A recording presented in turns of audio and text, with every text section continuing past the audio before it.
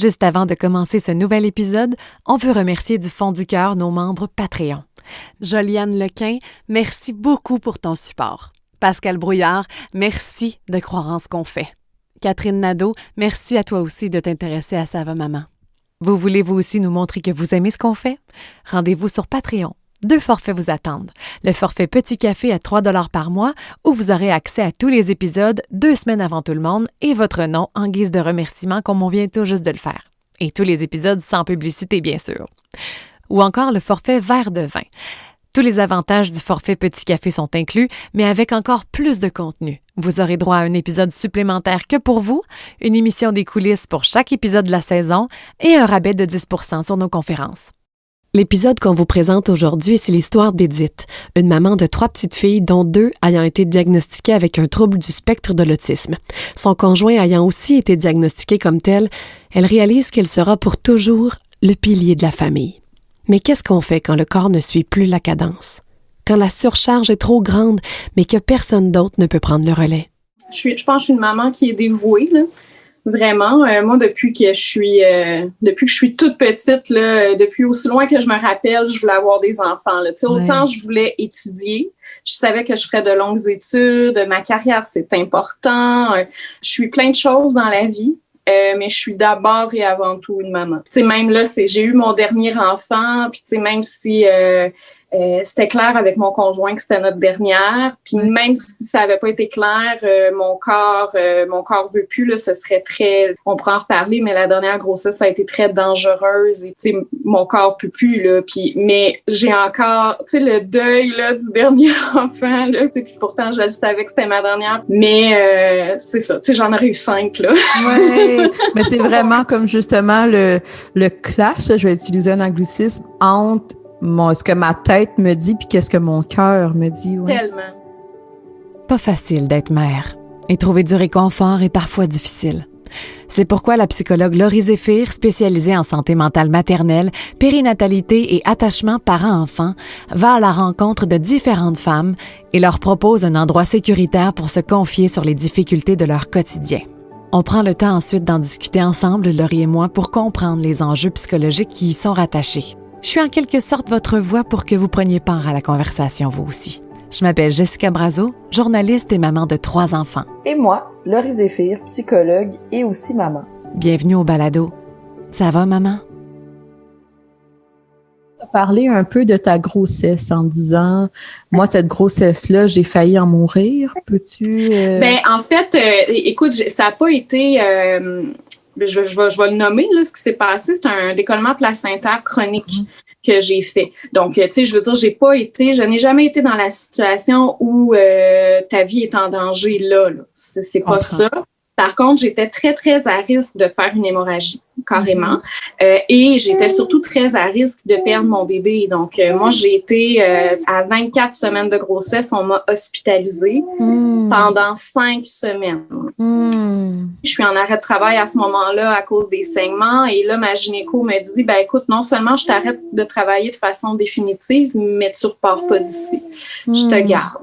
Comme quand tu te ramènes dans ce moment-là, qu'est-ce que tu ressens quand elle te dit ça, ta gynéco? Écoute, je te dirais que c'est intéressant que tu me poses cette question-là parce que ça a beaucoup un lien avec comment je me sens aujourd'hui, 1 an plus tard. En fait, moi, j'ai été... j'espère qu'elle fait pas trop de bruit. Vraiment pas grave. Moi, j'ai, depuis, je te dirais, 8 ans, depuis la naissance de mon premier enfant, et même avant ça, parce que j'ai fait une première fausse couche dès que je suis tombée enceinte la première fois. Je vis sur l'adrénaline. Je vis sur le pilote automatique, ce qui ne veut... Quand je dis pilote automatique, ça veut pas dire que je ressens rien, là. Ça veut juste dire que je suis en mode « OK, on fonce, go ». Donc, au moment où elle m'annonce ça, là, c'est sûr que sur le coup, c'est un choc parce que dans ma tête arrive le « OK, là, mon bébé est vraiment en danger. Je suis seulement à 24 semaines de grossesse. C'est la limite de la viabilité, là. OK? Mais en même temps, arrive le « OK, non, mais attends un peu, là, c'est qui va aller chercher? » Parce que là, mon chum donnait un cours sur l'île de Montréal qui s'annule pas. Qui va aller chercher les enfants? Là, je suis dans l'immédiat, là. Oui. Est-ce qu'on comprend là-dedans que c'est comme ça à ce moment-là? Oui, il y avait toi, ta sécurité, mais il y avait surtout mon bébé, les autres enfants, mon chum. Ben, en fait, là, je te dirais que quand ça arrive, puis tu vois, j'en ai parlé aux infirmières, puis elles m'ont dit, inquiète-toi pas, c'est normal que tu ressentes ça. Je leur ai dit, écoutez, là, c'est pas des farces, là. Là, j'étais plus préoccupée par mes 2 enfants à la maison, puis est-ce que les lunchs vont être faits? Puis là, il y a des rendez-vous chez l'orthophoniste, puis là, parce que moi, je rentre à l'hôpital, puis on me dit, tu vas peut-être rester ici jusqu'à la fin de la grossesse.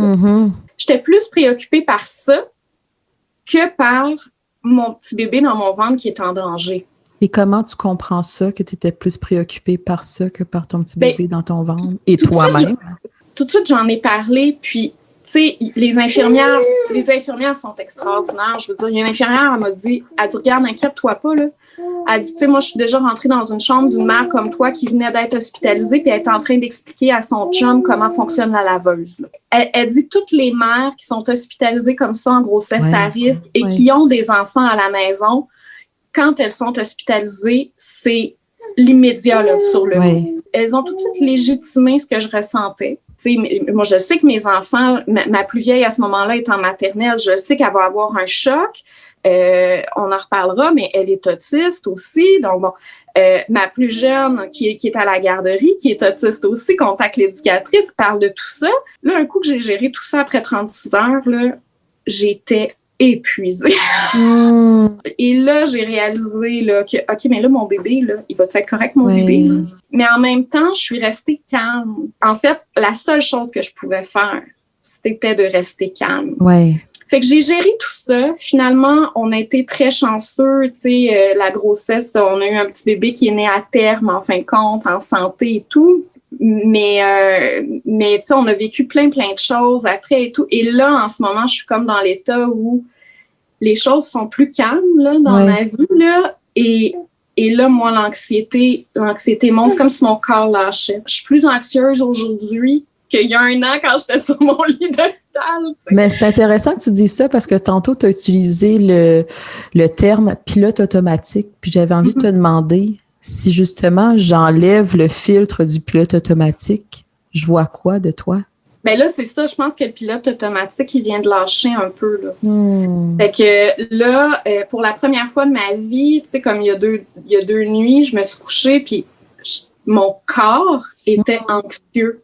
Tu sais, moi, je suis une anxieuse de performance. Tu sais, je vais être anxieuse avant un examen parce que j'ai l'impression que je vais le couler et que j'ai 100%. Tu sais, ça, c'est mon genre. Tu sais, ça, je connais ça, cette anxiété-là. Mais une anxiété, là, juste physique, là, tu sais, ben voyons. Mais tu sais, je suis capable de rationaliser tout ça, puis je sais ce qui se passe. Tu sais, je suis suivie par mon médecin, j'ai une médication en ce moment qu'on commence, donc qui fait pas effet encore, et je le sais que ça va aller mieux, mais c'est la première fois que je vis ça. Tu sais, là, je me rends compte que toute l'anxiété vécue dans les dernières années, que je tassais un petit peu sous le tapis pour être capable de faire face, là, ça me rattrape. Est-ce que tu as l'impression que dans d'autres sphères de ta vie ou dans d'autres périodes de ta vie, cette stratégie-là un peu de mettre de côté, on va y revenir quand ça sera le temps, qu'elle était déjà là ou c'est nouveau? Ah oui. Oui, tout le temps. Je veux dire, moi, ça a toujours fonctionné comme ça. C'est-à-dire que je suis toujours consciente de ce qui se passe. Je suis quelqu'un qui analyse beaucoup, fait que je suis pas quelqu'un qui nie les choses. Au contraire, j'y fais face. Mais, tu sais, go, on va plonger dans la piscine. Fait que, tu sais, à l'adolescence, j'ai été confrontée à une très grande maladie. J'ai été très, très malade. L'adolescence a été vraiment infernale, mais tu sais, je suis passée au travers. Go, on fonce, on y va. Puis, tu sais, bon, par la suite, c'est ça, tu sais, première fausse couche. Puis après ça, mes enfants qui ont un trouble du spectre de l'autisme, puis mon conjoint qui a un trouble du spectre de l'autisme. Puis go, on va foncer, puis on trouve des ressources. Puis tu sais, il faut foncer parce que... Bien, à l'adolescence, quand j'étais malade, je fonce parce que je veux m'en sortir et je veux pas que la maladie m'empêche d'étudier puis de faire ce que je veux dans la vie et tout. Puis par après, en ce moment, ben je fonce parce que faut que je m'occupe de ma famille. J'ai besoin de ressources, elles ont besoin tu sais, d'orthophonie, de psychoéducation, de bon tout ça. Et il faut que je m'en occupe là. Et qui s'occupe de toi? Ben c'est ça l'affaire. C'est ça. c'est ça, là. Mon conjoint, mon chum, il fait vraiment tout ce qu'il peut, mais mon chum lui-même a des limites. Puis, tu sais, quand je dis ça, c'est pas des limites intellectuelles. Il est extrêmement brillant, tu sais. Mais le pilier dans la maison, la personne qui gère toute la charge mentale, c'est sur moi qu'elle repose, là. Puis, il l'admet.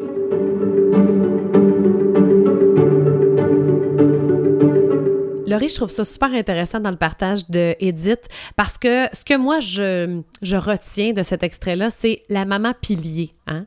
Mm-hmm. Sans elle, tout s'écroule. Elle porte tout sur ses épaules. Puis ça m'a beaucoup fait penser à Hélène, à la saison 1, le deuxième épisode, qui, elle aussi, était la maman pilier, mais elle, c'était beaucoup dans la crainte. Tu sais, si j'attrape la COVID et que je ne suis plus capable de faire mon rôle de pilier, ben là, qu'est-ce qui va arriver? Tu sais, c'était beaucoup dans le « j'ai peur de ce qui pourrait arriver », alors que Édith n'a pas le choix. Elle est le pilier et elle va toujours l'être parce que, bon, son chum, elle le dit, il est atteint du spectre de l'autisme. Ses 2 filles aussi. Fait que tout repose sur elle. Comme quoi, on peut être pilier pour plusieurs raisons puis dans plusieurs facettes. Tu sais, on a différentes mamans qui sont des piliers, qui nous écoutent peut-être en ce moment.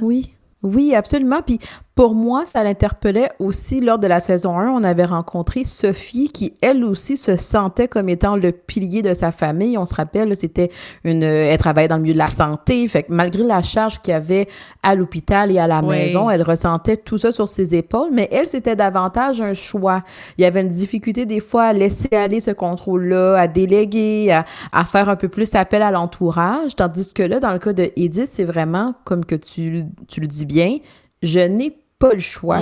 Puis effectivement, peu importe les raisons qui font en sorte pourquoi on se sent le pilier ou pourquoi qu'on est le pilier, des fois, justement, ça vient avec une lourdeur. Et c'est ça qu'elle exprime, Édith, lorsque je ne suis pas là, ça ne fonctionne pas. Toute la routine, toute la charge repose sur mes épaules. C'est pas toujours facile. Puis c'est que là, 1 an plus tard, là que tout s'est calmé, c'est là que ça sort. C'est comme si c'était en mode survie à cette époque-là. J'ai pas le choix, je suis le pilier, go, go, go. Mais là que ça se calme, à ta minute, ça me rattrape. Là. Tout ce qu'elle avait emmagasiné, c'est encore là. Oui. Ben moi, l'image que j'aime bien utiliser en clinique, c'est l'image du tapis. On a des émotions, on les vit. Ces émotions-là, elles sont là, même si des fois, on n'a pas le temps ou qu'on ne veut pas les confronter, elles sont là quand même. Fait qu'on peut les mettre en dessous du tapis pendant un petit bout, là. Mais à un certain moment donné, l'effet d'accumulation arrive, puis au lieu d'être juste un tapis où est-ce qu'il y a un petit peu de poussière en dessous, littéralement, il y a une bosse dans le tapis. Puis des fois, le danger de cette bosse-là, c'est, je peux trébucher dessus.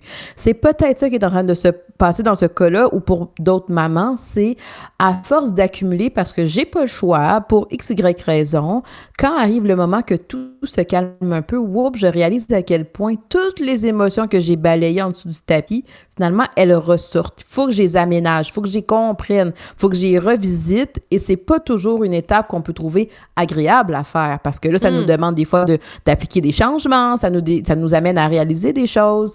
Alors, c'est un défi parfois.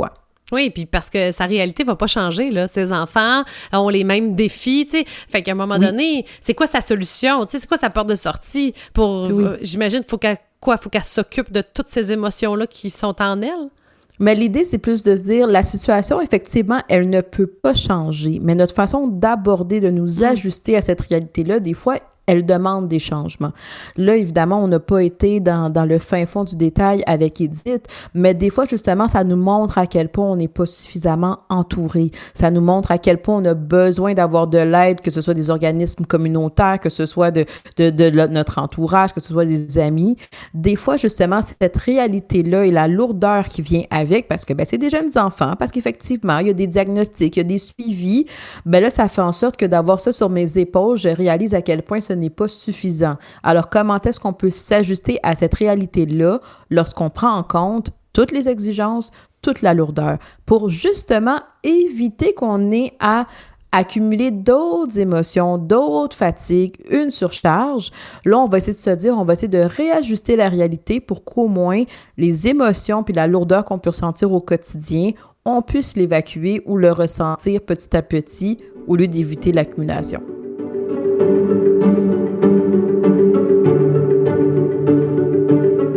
C'est C'était quoi le type de soutien que tu avais justement à l'adolescence pendant cette période-là, comme tu dis, qui a été quand même très longue, qui était très souffrante, oui? Ben, en dehors du milieu médical, là, c'est ma mère. C'est ma mère. Puis, et ça aussi, quelque part, ça a entraîné quelque chose. Tu sais, j'étais très fusionnelle avec ma mère à l'adolescence, ce qui n'est pas normal. Qu'est-ce que ça veut dire? C'est quoi? Quand tu penses à fusionnel, ça ressemble à quoi? Normalement, à l'adolescence, il y a un moment où tu t'émancipes de tes parents. Tu prends une certaine distance saine là, avec tes parents. Bon, des fois, ça peut se passer de façon un peu moins saine que d'autres, mais c'est normal, ce cheminement-là. Moi, je l'ai pas vécu du tout là, à ce moment-là. Moi, j'étais pas capable de me laver, j'étais pas capable, j'étais invalide, là, carrément. J'étais en douleur, fait que non, tu sais, j'avais besoin de ma mère, puis je pouvais pas prendre une distance avec ma mère. Seigneur, c'est bon. Tu veux pas, c'est plus tard dans la vie adulte que cette distance-là a été prise. Tu sais, quand j'ai quitté la maison, quand j'ai rencontré mon chum, ça a même été dur pour ma mère parce que... Comment qu'elle a vécu ça? Ça n'a pas été facile. Non, ma mère, ça n'a pas été facile. J'ai l'impression de couper le cordon, là. Tu sais, ce détachement-là, c'était pas plus fait pour elle que pour moi. Mais à un moment donné, tu sais, ce que j'ai constaté, c'est que même ce qu'on fait pas à l'adolescence, on le fait plus tard. Tu sais, aujourd'hui, je suis proche de ma mère, j'ai une belle relation avec elle, mais il a fallu mettre des choses au clair, tu sais. Qu'est-ce que tu veux dire par là? Ben, entre autres, ma mère, je te dirais que la condition de mon conjoint, elle a beaucoup de difficultés à l'accepter. Le fait qu'il soit autiste. Tu sais, j'illustrerais ça en disant, c'est pas le prince charmant dont elle avait rêvé pour sa fille.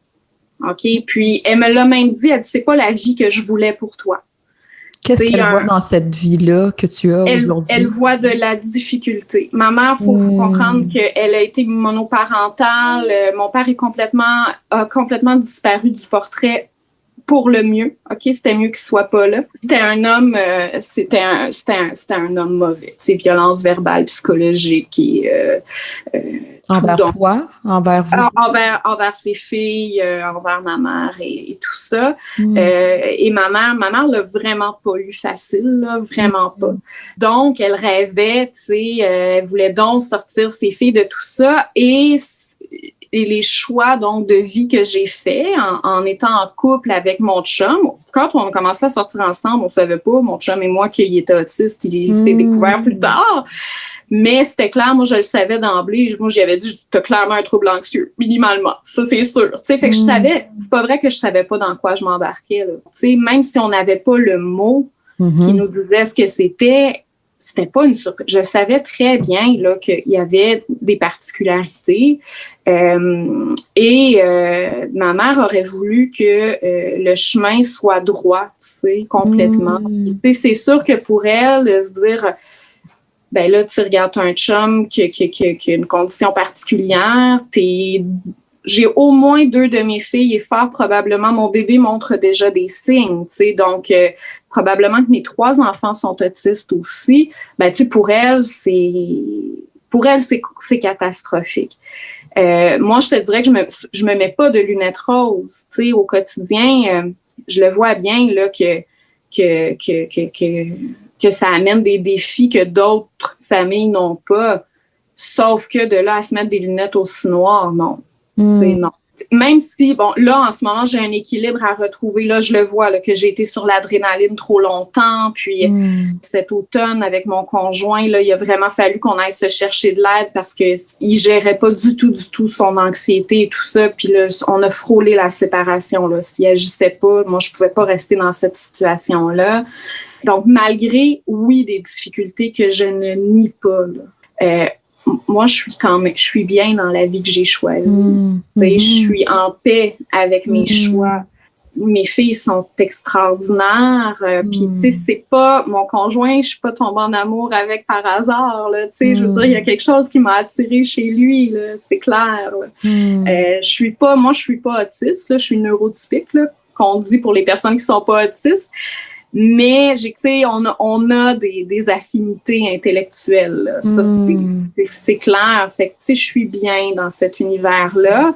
Mais ce qui veut pas dire que c'est facile tous les jours. Puis, tu sais, en ce moment, je veux dire, c'est la preuve, là. Faut que je fasse attention, là, en ce moment, parce que faut que je puisse continuer aussi, là.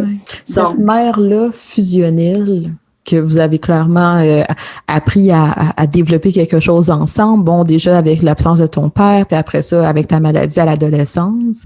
Qu'est-ce que ça te fait de voir dans ses yeux cette, je sais pas si c'est de la déception, cette insatisfaction-là, ou comment est-ce qu'elle l'exprime? Là? Ça, à un moment donné, j'ai fait un cheminement, puis je me suis dit, ça ne m'appartient pas. Pourquoi tu avais besoin de faire ce cheminement-là, de te dire ça? Parce que toute ma vie, j'ai recherché l'approbation de ma mère. Et à un moment donné, je me suis dit, ben là, je suis adulte et je fais mes choix. Ça se peut qu'il y ait des choix qui ne lui plaisent pas. Mais la question que je dois me poser, c'est moi, est-ce que je suis bien dans ça? Je pense que là, on a réussi à trouver un équilibre. Je pense que oui, on est capable de se dire les choses. Je suis capable de dire les choses, en fait, parce que pendant longtemps, c'est ça, je parlais pas. Tu sais, oui, c'est correct. Je disais comme elle, même si j'étais pas d'accord. Là, à un moment donné, je me suis dit, ben non, ça, je suis pas d'accord. Fait que je suis contente de ce cheminement-là. Ouais.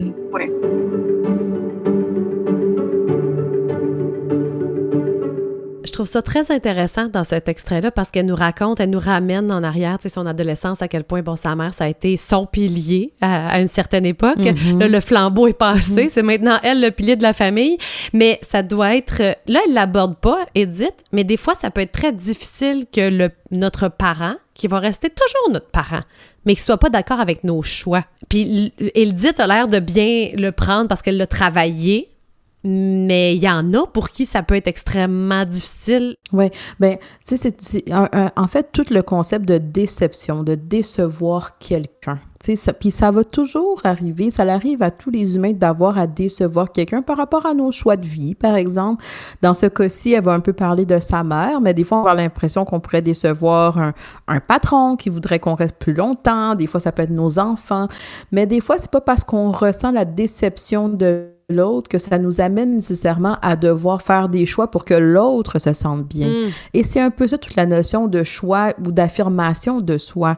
Je vois bien peut-être que l'autre n'est pas satisfait, n'est pas content, est déçu, mais parce que je dis non, je me dis oui à moi-même. C'est sûr qu'il faut trouver un certain équilibre. Des fois, on va vouloir justement faire des compromis pour l'autre, on va être empathique avec l'autre, donc on est prêt des fois à jouer un peu sur les choses qu'on veut faire ou non, mais plus notre vie, elle nous ressemble, plus nos choix concordent avec nos valeurs, avec qui on est, et plus cette vie-là, elle peut être agréable à vivre. Donc, des fois, oui, on peut ressentir dans la parentalité, avec les grands-parents, il peut y avoir des désaccords.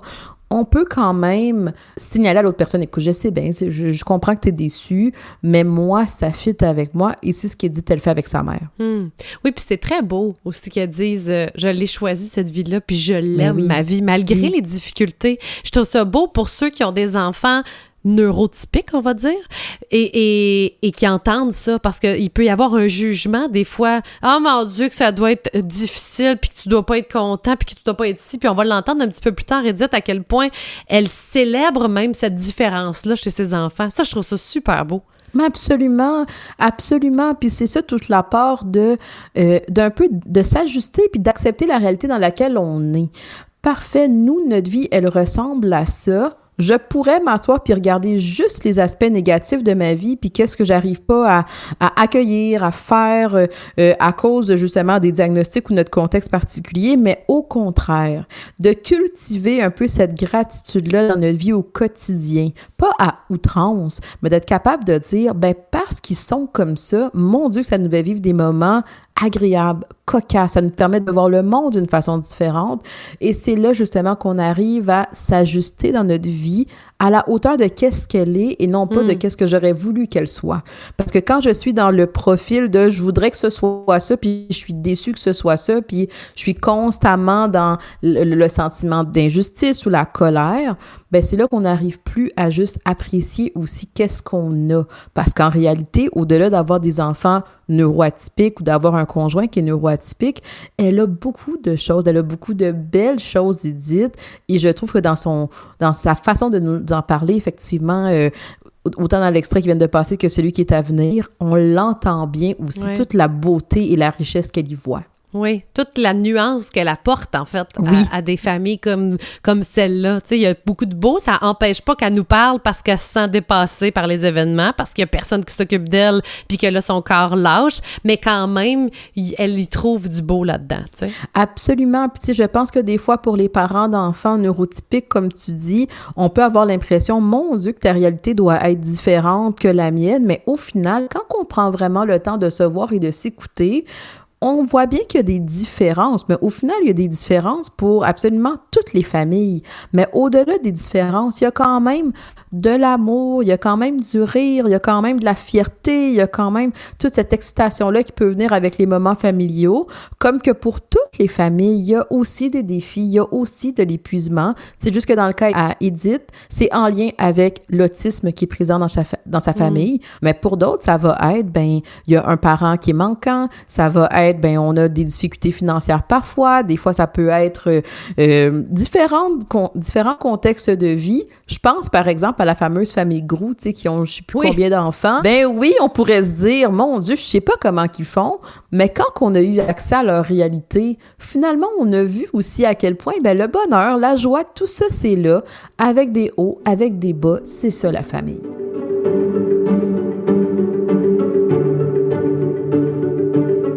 Tantôt, tu as parlé un peu de la crise que vous avez vécue dans votre couple à l'automne, oui? Oui, ça a été quelque chose et moi, j'avais dit à mon chum à ce moment-là, soit ça va être la fin de notre couple ou soit ça va être une épreuve dont on va être tellement fiers de s'être sortis. Puis, ben, ça regarde pour ça, justement. Donc, pourquoi je dis ça regarde pour ça? Parce que c'est récent, là. C'est quand même récent, je reste prudente. Mais en fait, ce qui est arrivé, c'est que on a compris que mon chum était autiste quand on a eu le diagnostic de notre plus vieille. Notre plus vieille qui avait à ce moment-là 3 ans. Puis tu sais, c'était clair, là. On voyait les choses, puis on était comme, OK, non, mais c'est tellement toi, là, ça n'a pas de bon sens. Qu'est-ce que tu voyais chez ta fille de 3 ans que tu voyais aussi chez ton chum? Écoute, ça va jusqu'à la façon de marcher, puis bon, l'anxiété, puis des rigidités, écoute, tout le monde est différent, mais il y a quand même des ressemblances qui étaient flagrantes. On est allé chercher le diagnostic pour mon chum, puis bon, effectivement, ça a confirmé les choses. Quel effet ça a eu sur nous quand on a eu la confirmation du diagnostic? À ce moment-là, c'était très libérateur. Vraiment pour nous deux, parce que c'est comme si ça venait lui donner la permission d'être qui il est. Dans l'autisme, il faut comprendre qu'il y a un volet qui est très identitaire. L'autisme, c'est pas une maladie. L'autisme, c'est une condition. C'est une neuroatypie. Exactement. Qui existe depuis que le monde est monde, mais qu'on connaissait pas avant. Ça fait partie de qui tu es. Tu sais, mon chum sans l'autisme, c'est plus mon chum. Pareil pour mes filles. Je voudrais donc avoir une baguette magique pour leur enlever toutes les difficultés que ça pose sur leur route, mais jamais je voudrais qu'elles deviennent neurotypiques parce que je les reconnaîtrais plus. Donc, ça a été libérateur. Mon chum était prêt à recevoir ce diagnostic-là. Ce qu'il n'était pas encore prêt à faire, par contre, c'était d'admettre que ça venait non seulement avec des forces, mais aussi avec des difficultés, et que ces difficultés-là étaient trop grandes pour juste 2 paires d'épaules. Ça, il n'était pas prêt encore à admettre ça. Comment tu sentais sa résistance ou son opposition? Écoute, c'était clair parce que, tu sais, moi, je me disais, bon, un coup qu'on a le diagnostic, ben, OK, ben on va aller, parce que tu veux pas dans le quotidien, tu sais, il peut faire preuve de, étant donné qu'il peut être très rigide, tu sais, il peut être contrôlant sur certaines choses, tu sais, ça peut être aussi banal que je prends un papier essuie-tout. Ben là, prends-en pas 2 carreaux, là. Un, c'est suffisant. Tu sais, ça a l'air, de l'extérieur, quelqu'un qui sait pas, ça a quasiment l'air d'un homme pas violent, mais tu sais, contrôlant. Très contrôlant, oui. Exactement, alors que moi, je sais très bien que c'est une rigidité là, qu'il y a. Puis tu sais, maintenant, on en rit du papier essuie-tout. Tu sais, je dis, regarde, là, laisse-moi, tu sais, hein, ça va faire les carreaux de papier essuie-tout, mais tu sais, c'est sur plein d'affaires, tu sais. Fait que pour être capable de bien gérer notre quotidien, que les deux, on soit confortables dans ces situations-là, ben, je me disais, ben, on va aller chercher des ressources, mais elle dit, ben non, je suis capable de gérer tout ça, je suis correcte. Tu sais, oh, d'accord, OK. Fait qu'on a continué comme ça pendant un petit bout. Jusqu'à ce que, ben c'est moi qui étais plus capable là, à un moment donné, et jusqu'à ce que cet automne est arrivé quelques crises qu'on va appeler, tu sais, dans le jargon de l'autisme, on appelle ça des meltdowns, là, c'est-à-dire que là, ça va exploser. Et moi, mon conjoint, c'est les meltdowns qui fait, il explose. Et quand il explose, ça ressemble à quoi?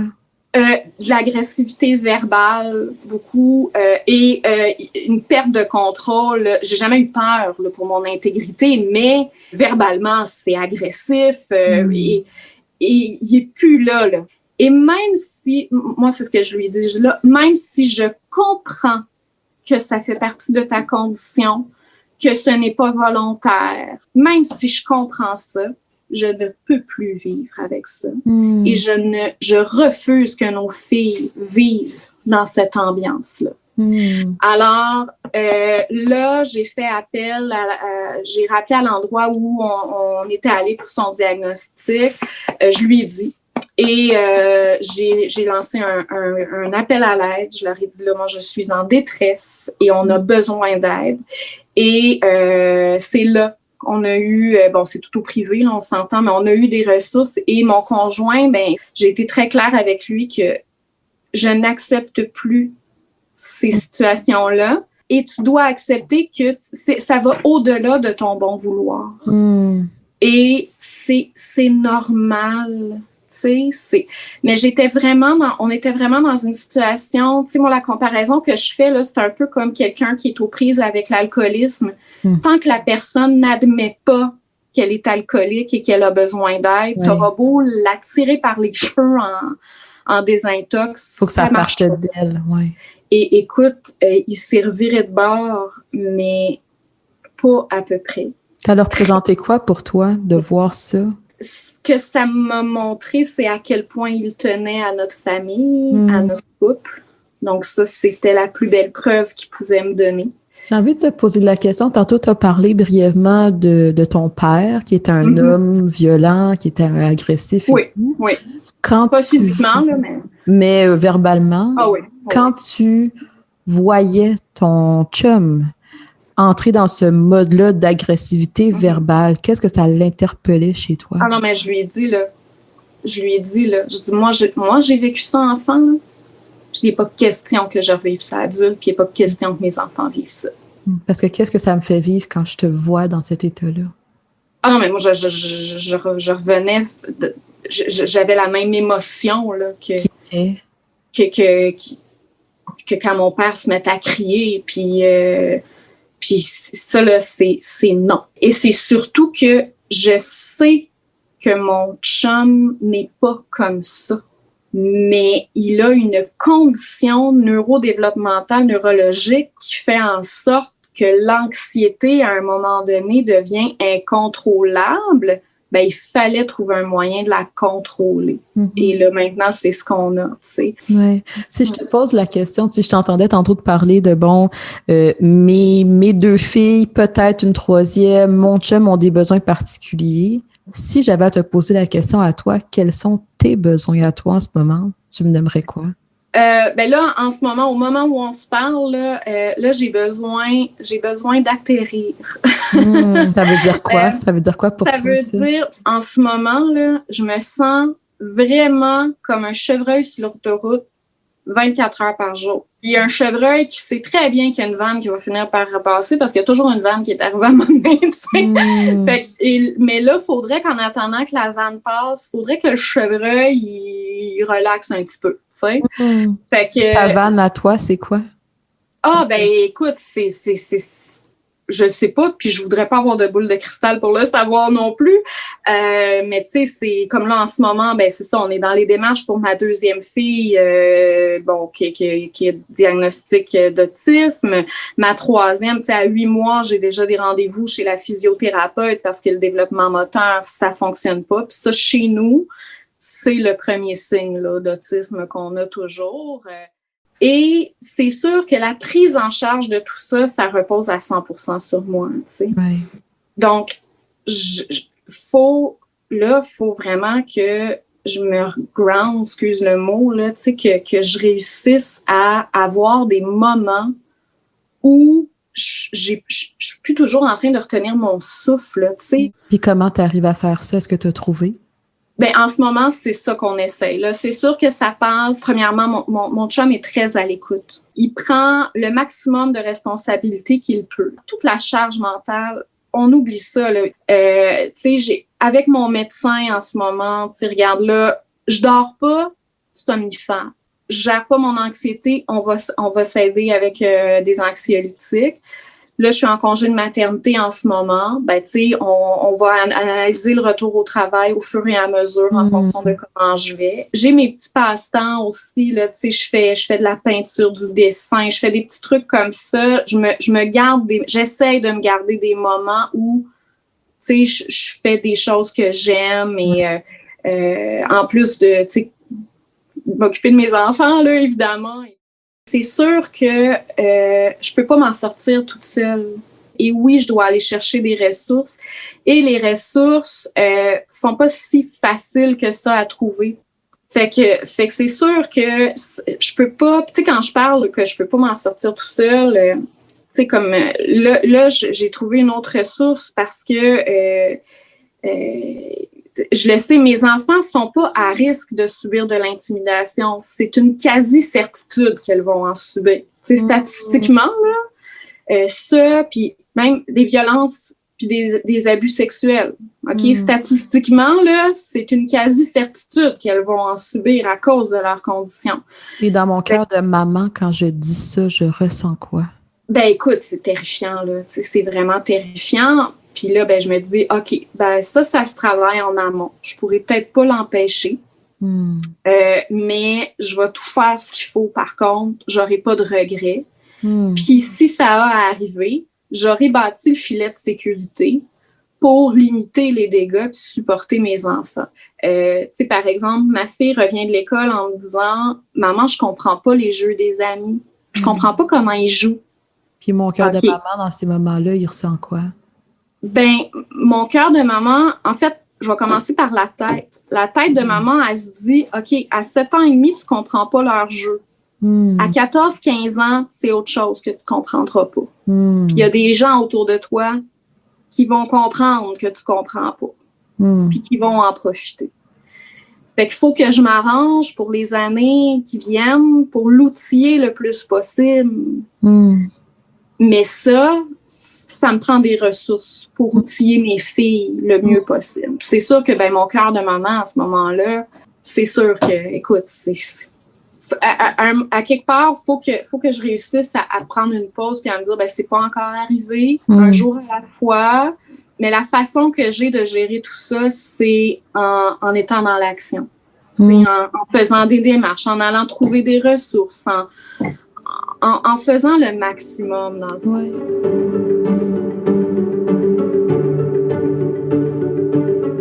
Laurie, dans cet extrait-là, il y a des choses qu'Édith dit qui sont énormes.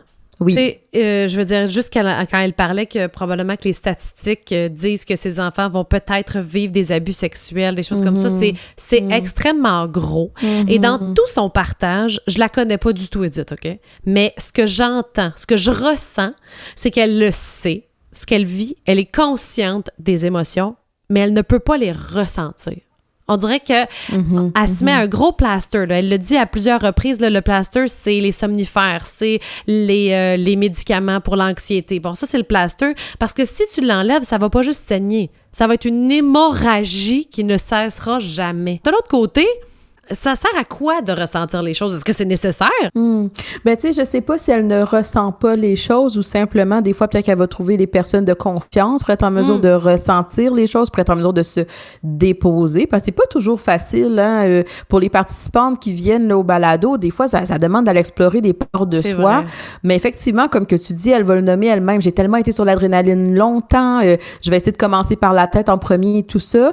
L'objectif de ressentir les choses, même lorsque ça fait un peu mal, c'est d'essayer d'aller intégrer une expérience, mais de façon complète. Quand des fois, justement, on essaie de regarder les choses de façon très rationnelle, des fois, ça peut être rassurant parce qu'on arrive à les comprendre. On arrive à justement être dans l'action, à faire les choses. Mais au niveau émotionnel, on ressent aussi plein de choses. Et qu'est-ce qu'on voit de façon scientifique, dans les écrits, de façon générale? Qu'est-ce qui a été démontré? C'est que l'humain a besoin d'intégrer toutes les parts de ses expériences. Il peut pas juste regarder le négatif, il peut pas juste voir le positif. Pour être en mesure de les intégrer, ces expériences-là, d'apprendre de ces expériences-là, il a besoin d'aller voir tout ce que ça lui fait vivre et ressentir, même quand c'est pas facile. Fait que dans le cas, justement, à Édith, peut-être que qu'est-ce qu'elle nous exprime, c'est OK, j'ai besoin que les choses se placent un peu autour de moi pour aller explorer ces émotions-là. Ma peur que mes filles se fassent agresser, mes inquiétudes en lien avec mon couple, j'ai besoin qu'autour de moi, là, je puisse sentir que c'est équilibré, que c'est stable, puis après ça, je vais aller les explorer, je vais aller les approfondir. Des fois, j'ai peut-être besoin d'un espace thérapeutique avec un psychologue, un thérapeute pour aller regarder tout ça. L'idée, c'est quoi? C'est que quand je les vois avec ma paire de lunettes qui est très complète, je le vois de façon rationnelle, mais je le vois aussi de façon émotionnelle, là, je suis peut-être en mesure d'avoir une vie qui... La compréhension que j'en fais, elle est nuancée, elle est complète. Fait que je vais faire des choix en fonction de la réalité des choses et non pas seulement faire des choix ou prendre des décisions à partir de qu'est-ce que je pense que ma vie, elle est, parce que je l'ai juste vu d'un côté. Mais en même temps, ça peut être très épeurant. Ben Parce que oui. je pense qu'il y a bien des gens qui pensent que s'ils touchent à cette émotion-là, ils vont flancher, tu sais. Oui, mais c'est ça la beauté, mais en même temps la peur d'un espace thérapeutique. C'est-à-dire, oui, j'ai peur de qu'est-ce que je vais découvrir si j'ouvre cette porte-là, mais en même temps, mon Dieu que ça fait du bien, mon Dieu que c'est libérateur d'avoir l'impression que je n'ai plus à garder cette boule-là d'émotions à l'intérieur de moi, que je peux non seulement la sortir, mais que la personne de confiance que j'ai choisie pour regarder toutes ces émotions-là, elle m'écoute, elle est là, elle me soutient, m'accueille sans jugement par rapport à tout ce que je vis, tout ce que je pense. Au final, ça ne change rien. L'objectif d'une thérapie, c'est pas juste de trouver des solutions. C'est aussi d'avoir l'impression que j'ai toujours un espace pour aller explorer puis dire les choses que j'ose même pas dire des fois à d'autres personnes parce que au moins d'en parler, juste ça fait du bien. Je suis plus tout seul à supporter ça sur mes épaules. Oui, à toutes les mamans piliers, je vous souhaite d'avoir cette écoute-là quelque part, tu sais, de déposer pour que le pilier soit peut-être partagé. Oui. Je voudrais juste ajouter aussi pour les mamans qui se posent la question, qui vivent une situation semblable. Édith va nous parler de violence. Puis elle va bien faire la différence entre...